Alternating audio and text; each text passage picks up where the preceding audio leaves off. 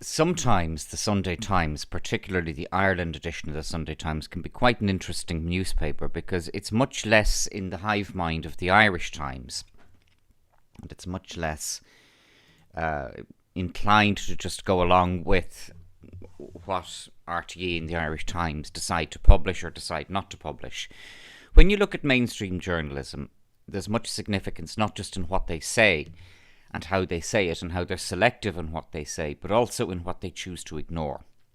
There are many things that they choose to ignore, mainly any criticism of Leo Varadkar. That's one of the things that so many of them refuse to ignore. But there is an interesting article, as I said, in today's Sunday Times, and there's an interview with Timmy Dooley. Timmy Dooley was a Fianna Fáil TD who lost his seat in the last election. So how typically Irish mainstream media is it that a big platform is given to somebody who was voted out by his constituents? But that's something that we've come to realise seems to be common practice with the Irish mainstream media. They give a platform to people who get rejected, and they don't listen to people who do actually get listened to on the doorsteps and at the grassroots. But we've come to expect that. A public consultation was done in relation to proposals for basically a state-subsidised media in the Republic of Ireland. We don't, by the way, have legally or constitutionally a state-subsidised media. So immediately people are saying, what about the licence fee? The licence fee is your right to have equipment. It is legally distinct. A bit croaky today. It is legally absolutely discrete from what RTE or Virgin Media or TG Ceathair or anybody else who's a beneficiary of the licence fee or who has a licence to broadcast in the Republic of Ireland. It is separate from what they choose to put up. That's why I've never legally questioned the licence fee. If you look at my social media, I've never told people, question the licence fee. If you don't like RTE, don't pay it. But if you don't pay your licence fee, you could be prosecuted. And they don't tolerate that. So if you're prosecuted for not paying your licence fee, you'll be convicted. But if you choose to do that, well, do it at your own risk. If enough people stopped paying the licence fee, it would actually get them to sit up and take notice. It seems that they have, in fact, but that's because they're psychopaths. So rather than sitting up and taking notice and saying, we've a problem with the licence fee here, instead they're saying, we'll punish people further. That's how it works. What do you think you're dealing with here? The Sunday Times article, as I said, gives a big platform to a failed politician called Timmy Dooley. Timmy Dooley, from somewhere. I don't know. And he's saying, it's not a matter of whether, it's only a matter of when. That's pure psychopathic grooming. That's absolutely in the mould of the way the psychopaths work. They take something, they put it in front of you as a fait accompli, and you have to accept it. Not a matter of whether, only a matter of when and how. No, I'm afraid it's not, mister. I'm afraid it's not. As I said, I regret that I did not participate in the public consultation. Not that these public consultations are of actually much significance or weight, but you need to be seen to be active. So with all the planning things in Howth, I always object to planning applications that I don't like. I don't wait for somebody else to do it for me. Now, this is not a planning process. So in other words, it's only a public consultation. So it doesn't have the same legal obligation on me to participate in a planning process. If I want to bring a judicial review in Howth regarding planning there, and I haven't actually objected to either the local authority or on Board Pleanála, then a judge is just going to say, you've no interest in this. Whereas if you have objected, no matter even if it's just a small objection, one line, I don't think that the county council should go ahead with this planning process. You've paid your money, you're in. Then you have the legal weight to go ahead with the judicial review. We're not in the same situation here. Furthermore, if they do bring in legislation in relation to media, any person has the right to challenge it on the face of it. So, although I think I maybe should have participated in that process, I was very, very busy in January. It's been a busy year for me so far. So I can forgive myself for that particular one. But it's interesting to read the article in today's Sunday Times. What they're talking about is they're doing the real psychopath thing. They're throwing out all these kites to see how they land. So they're saying, first of all, the article gaslights from the start to the finish about the evil of social media. Of course they do. Of course, it wouldn't be the Irish mainstream media if they weren't calling everybody on social media evil. Oh, we're the far right and we're misleading people. It comes from the basic premise that people are stupid.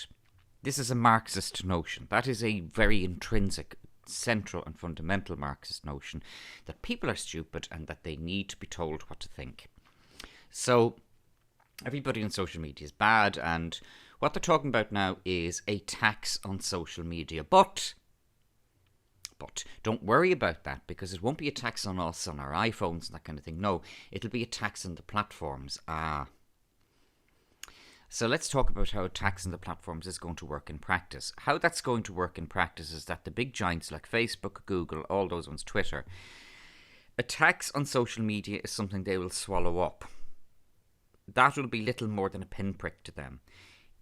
If you want to start your own independent platform, oh dear, that's going to be tricky now, isn't it?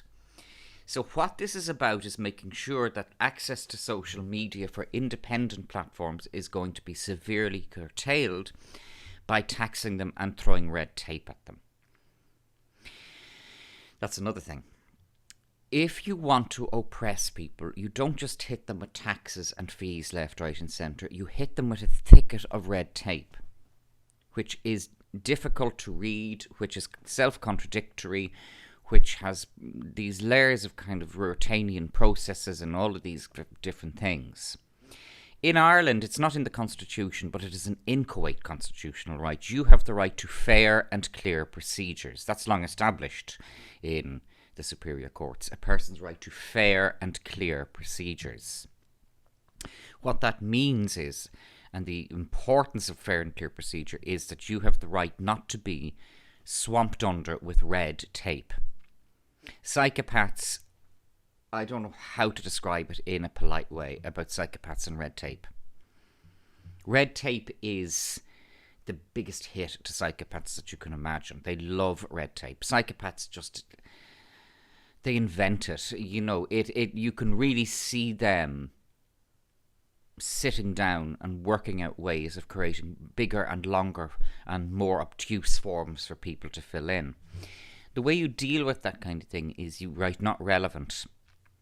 So to fill in this part of the form, not relevant, because what that does, it throws it back on them to have to explain the relevance of why they asked you that question and why you had to fill in that piece of the form. Not relevant, not relevant, not relevant. It's a great way of dealing with them.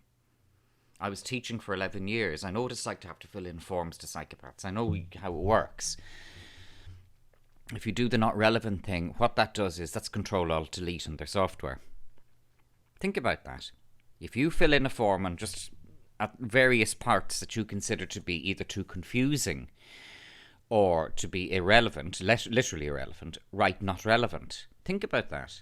The psychopath gets it back and they go, not relevant. Why is it not relevant? Software, blah, blah, blah, blah. You've put a virus back in them when you do that. I mean that. Think about what I'm saying. I was a teacher for 11 years.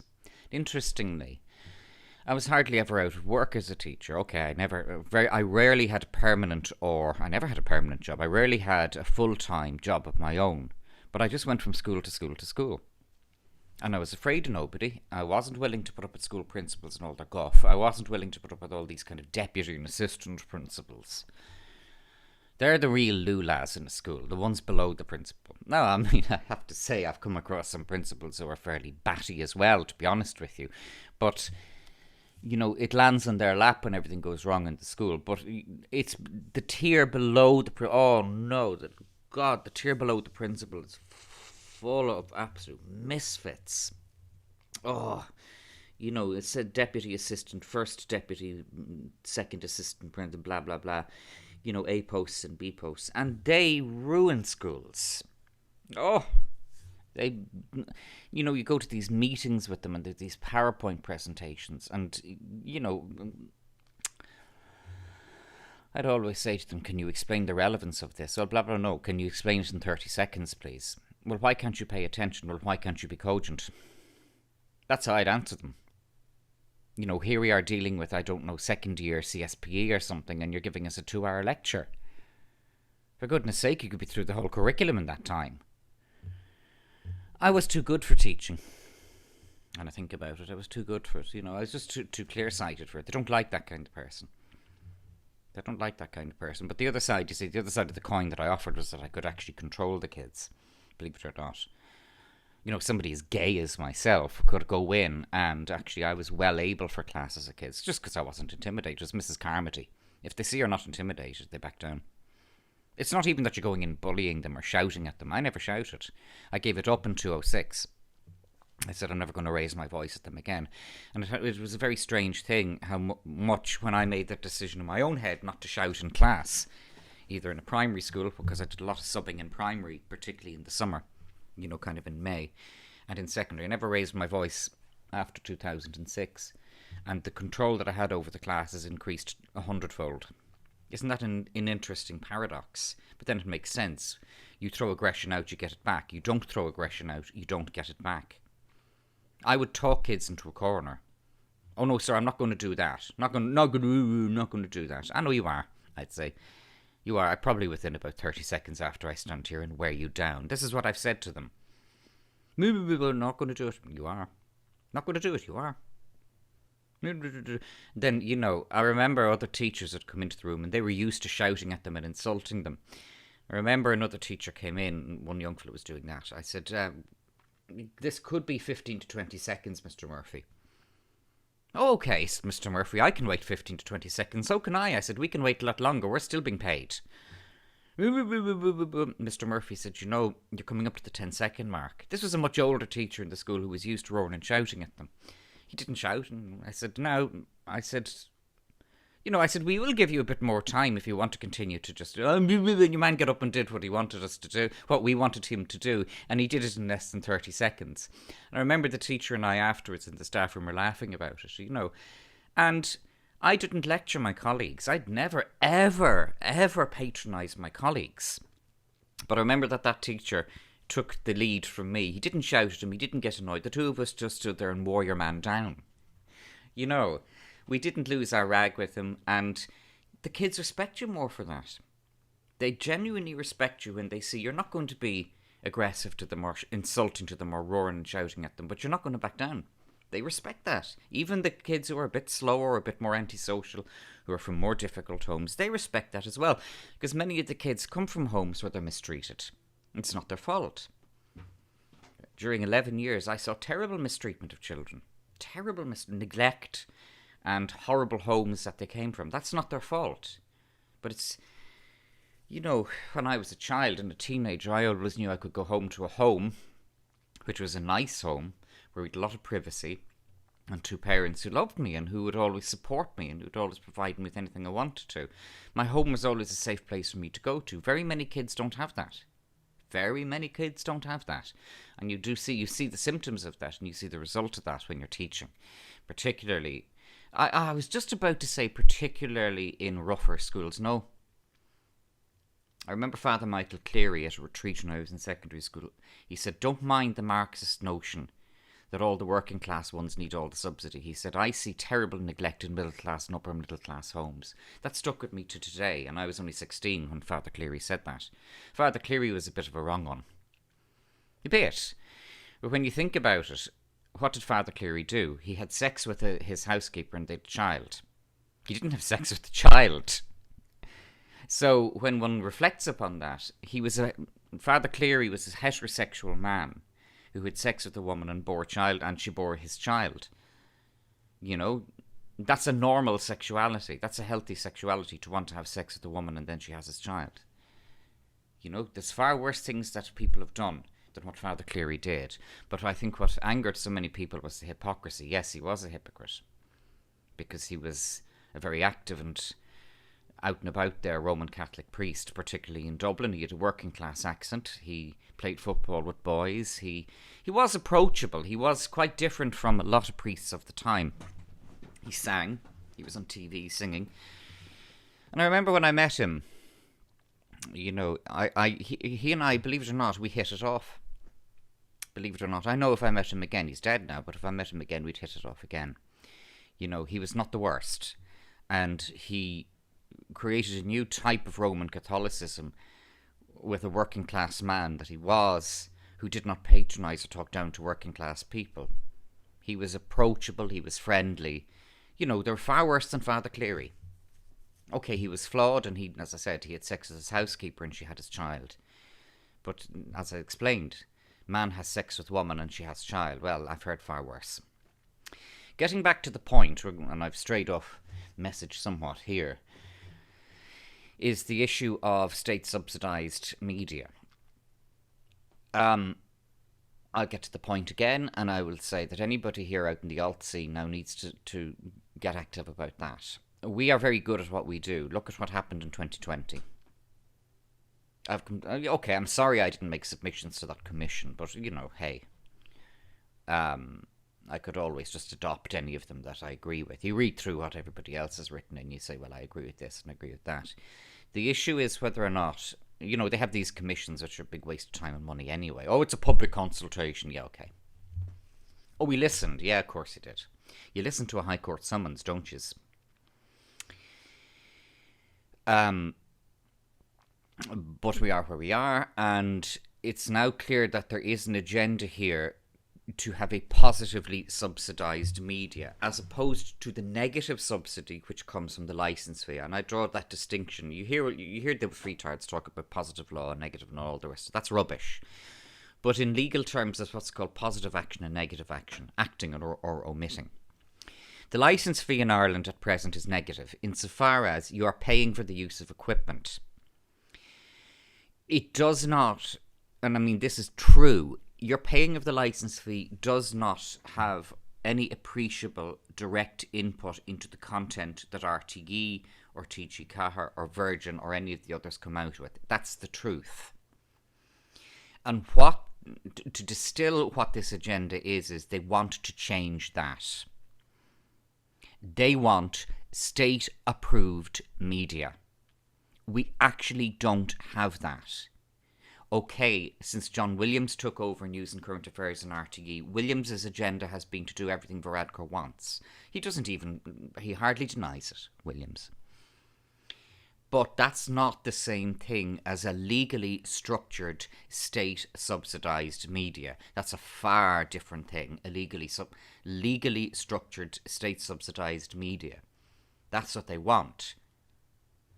And the reason why they want that, of course, is to drown out dissenting voices. They don't like social media. They're frightened of us. And sure, if you take Thomas Sheridan, he has 15 times the following and coverage that I have. It's not as if I'm this big player here. I'm not. But we're all doing our bit here. Dave Cullen's doing his bit. John Waters is doing his bit.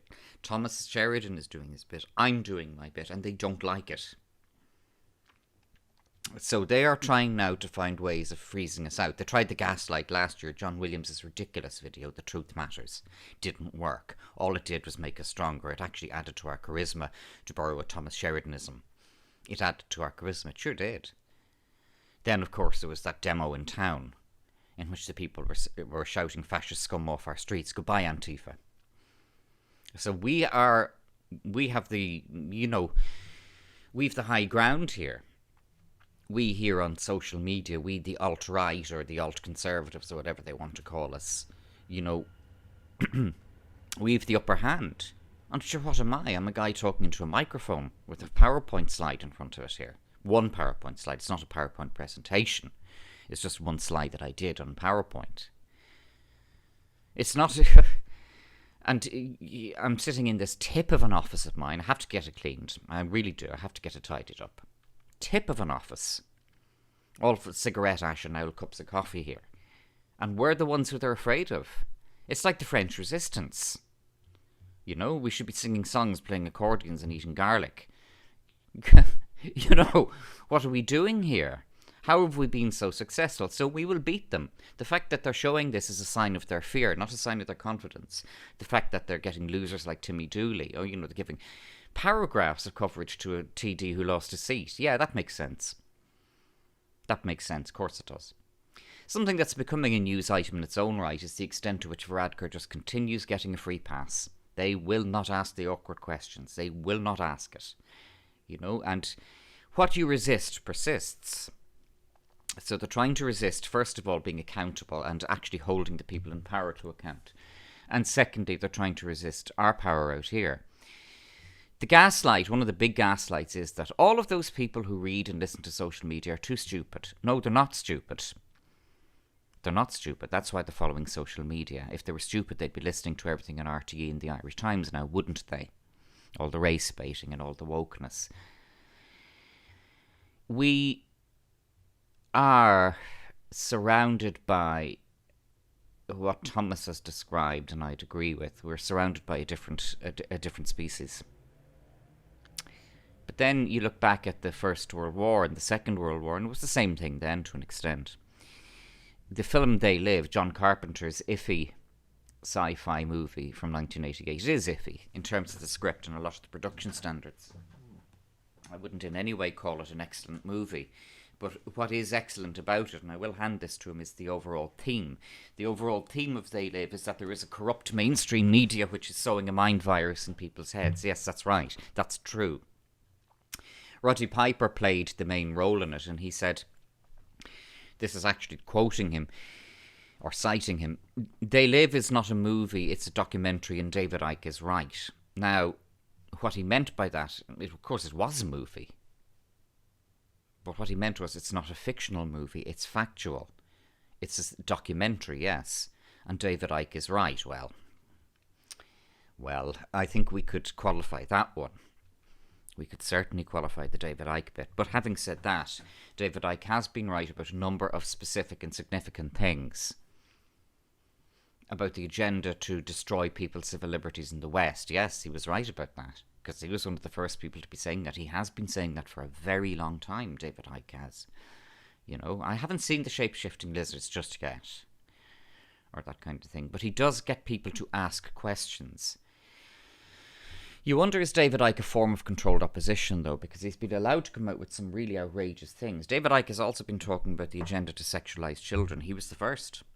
He was the first, David Icke was, to talk about the agenda to sexualise children, yes. Yes, we're seeing it. We're seeing it now.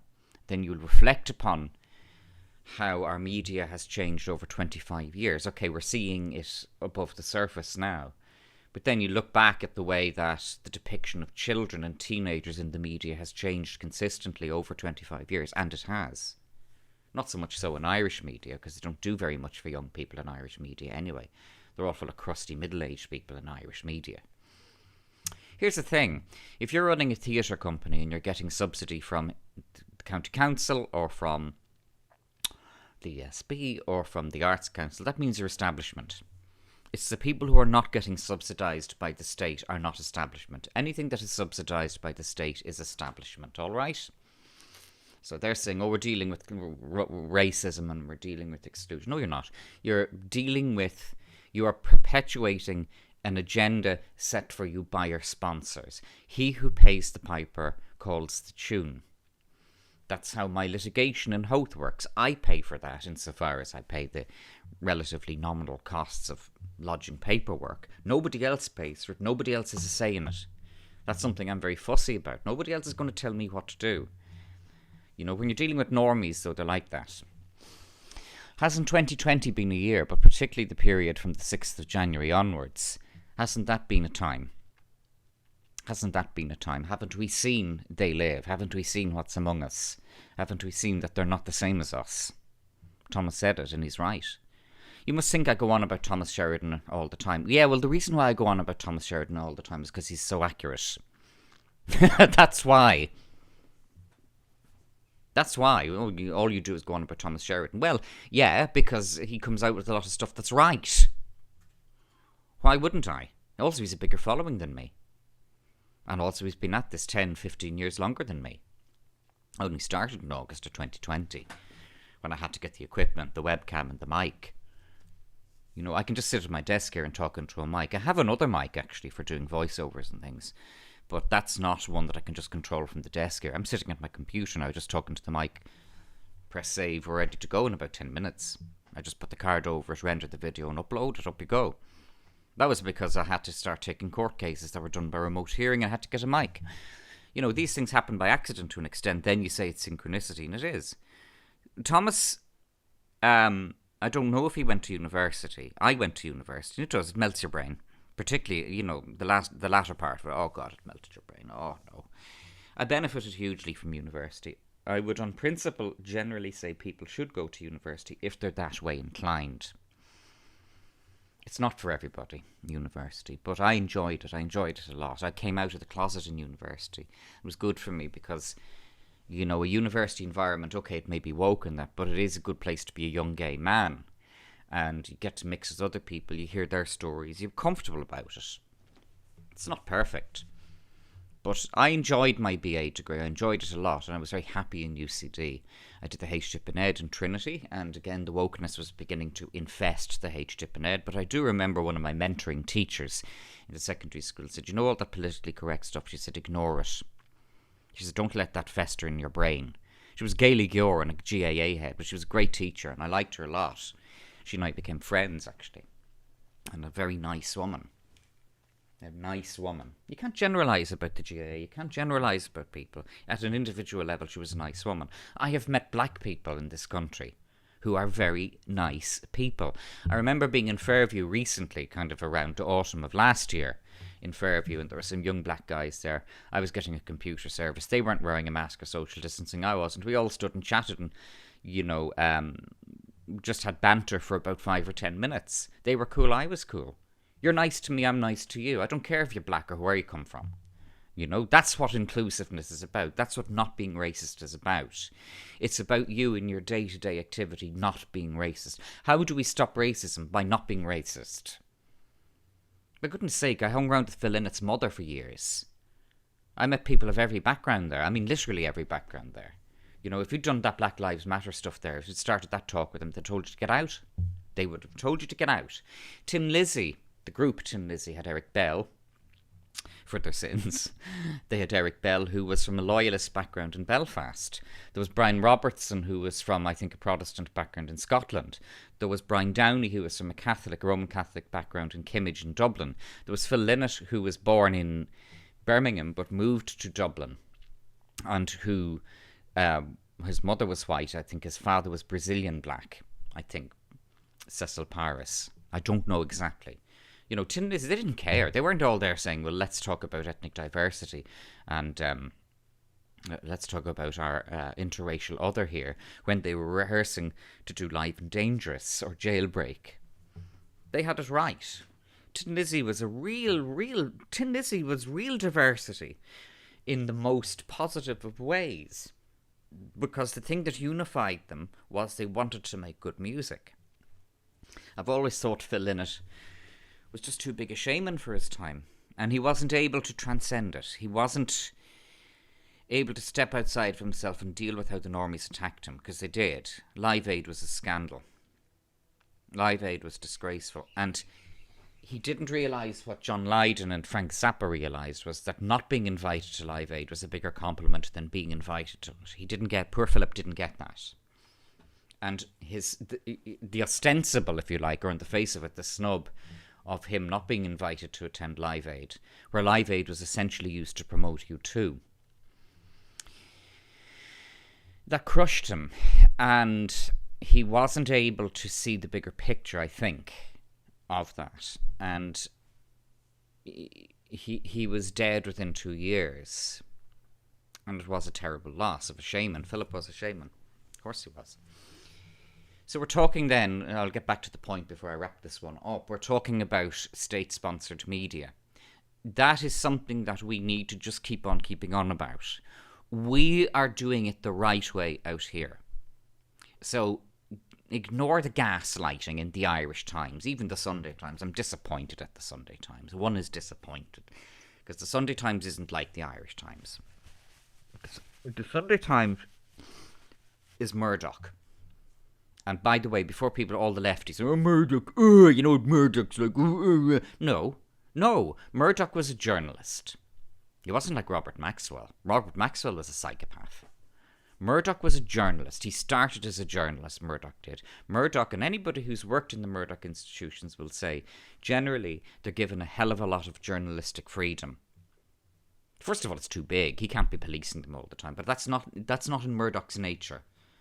So within the mainstream paradigm, you will see quite a distinction in the Murdoch press from the others. So the London Times, for example, which is the 6-day version of the Sunday Times. Again, okay, it's mainstream media. Okay, it does carry a lot of the COVID propaganda. Okay, it does carry a lot of the fear porn, but it's not comparable to the Irish Times. There's no comparison. There's no comparison. And the Sunday Times is something similar. They are too big and too wealthy not to be able to set their own agenda. It's the same with me in the litigation. I'm not big and wealthy, but I insist on setting my own agenda in the litigation. And that's why I don't look for money. That's why I don't crowdfund. If I'm going to take a constitutional challenge, and I am at the moment, actually, I'm taking a constitutional challenge of the fast-track planning laws. That is self-funded. It's interesting then, when you're in that position, okay, I'll represent myself, I may get a senior counsel to take the case on. He has to do it for free. No money sought from me. The problems, of course, with funding for litigation is, first and foremost, that it's illegal in Ireland. But secondly, when you are fundraising for litigation, you start crowdfunding, you raise 50, 60,000, you're taxable on that, aren't you? Nobody's asked that one, have they? Revenue go after you for every piece of money you bring in, particularly if you bring it in online. Revenue have got very antsy about online. Of course they have. Revenue will go after every last red cent. So if you want to take litigation, you have to go down that very thorny road of representing yourself. Okay, do it. But when you do that then, then these lefties and these Marxists and all those ones on social media who jeer those people who are fundraising, and I think there could be some justification in some instances for that, they can't touch me, can they? They can't touch me because I'm not fundraising. I refuse to take money from people. I've been offered money, believe it or not much. But I have been offered money by people who are saying, oh, you're doing a great job in Howth. Can we help you in any way? Yes. What you can do is you can break out of the Irish Times paradigm and you can relay to others who you meet in Howth, in the tennis club or the golf or that, you can relay to them my version of events. That's how you can help. That's what you can do. Rather than listening to what gets into the Irish Times or to what various different vested interests in the area have been paid off to tell you. That's how you can help me. But somebody bought me a holiday anyway. Gave me a very generous holiday voucher, which I used in an Irish hotel. Yeah, I won't turn that one down, will I?